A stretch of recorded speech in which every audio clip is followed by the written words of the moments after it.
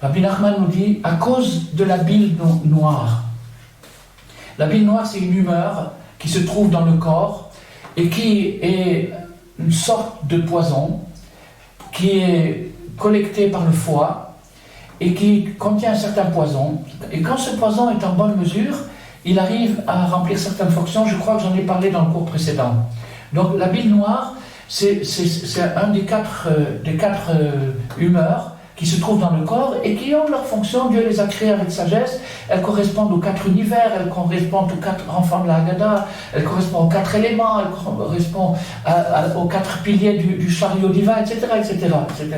Mais la bile noire correspond à l'élément minéral. Et dans l'élément minéral, il y a un côté statique, passif et éteint. Les autres éléments sont tous en mouvement visible et tangible. Le mouvement minéral, le monde minéral est aussi en mouvement à l'intérieur, mais le mouvement n'est pas perceptible. Donc, si vous voulez, c'est la paralysée. Alors, si quelqu'un a en lui cette humeur qui est trop développée et qui s'appelle la marashora, c'est-à-dire la bile noire, alors à ce moment-là, il va voir tout en noir. Il va voir tout en noir, il va broyer du noir, et il va broyer du noir et il va être pessimiste. C'est-à-dire n'importe quoi, il va l'interpréter de travers, il va l'interpréter en catastrophe, sa négativité va lui empoisonner l'existence. Quand j'étais petit, j'avais des problèmes de foie, et ma mère, elle me donnait à manger, elle faisait du bon manger, et ça avait un mauvais goût. Alors ça veut dire que c'est moi qui interprétais le goût, parce que mon foie était malade. Peut-être que j'avais de la bile qui était sécrétée, je ne sais pas. En tout cas, ça m'a passé Bor Hachem. Mais en attendant, c'est pour vous dire que la bile noire, maintenant on parle de cette humeur-là. Pourquoi on dit que quelqu'un est de mauvaise humeur? Mauvaise humeur, c'est la bile noire, c'est-à-dire qu'il est hanté, il est possédé par une énergie négative. Cette énergie négative s'appelle en hébreu marashora, c'est-à-dire la bile noire. Alors maintenant, quand il y a la marashora, c'est-à-dire quand il y a la bile noire qui est trop forte dans l'individu, il ne peut pas conduire son esprit comme il veut. La bile noire attaque le cerveau et lui empêche de se concentrer.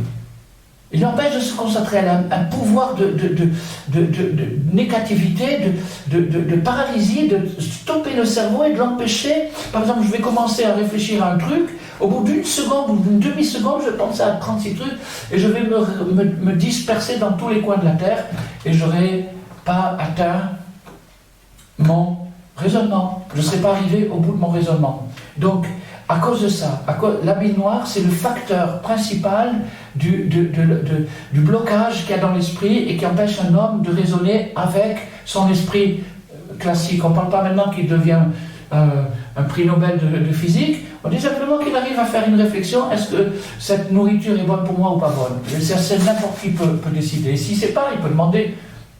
Bon, alors il n'arrive pas à conduire son esprit comme il veut, et c'est pour ça qu'il n'arrive pas à stabiliser sa raison, son mental, c'est-à-dire qu'il n'arrive pas à éduquer son cœur et à le dominer. Il n'arrive pas à se dominer, il n'arrive pas à se dominer, il n'arrive pas à... Sa conscience, pourtant, il peut être un génie, il peut connaître des choses extraordinaires, mais il n'arrive pas à les faire entrer dans le cœur, et donc il est ce qui s'appelle en hébreu meboulbal, c'est-à-dire complètement bouleversé.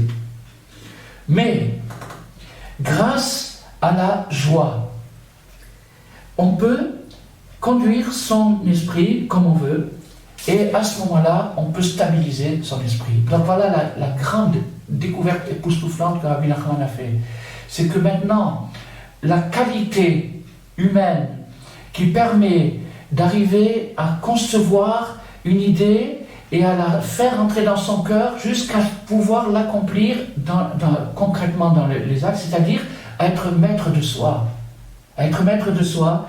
Alors, quelle est la qualité qui permet d'être maître de soi? Alors, j'aurais dit le sérieux, le yoga, la méditation, la réflexion, je sais pas quoi, se bander les yeux, etc. Tout ce que vous pouvez imaginer, Rabbi Nachman dit non, c'est la joie. C'est la joie qui va faire le travail.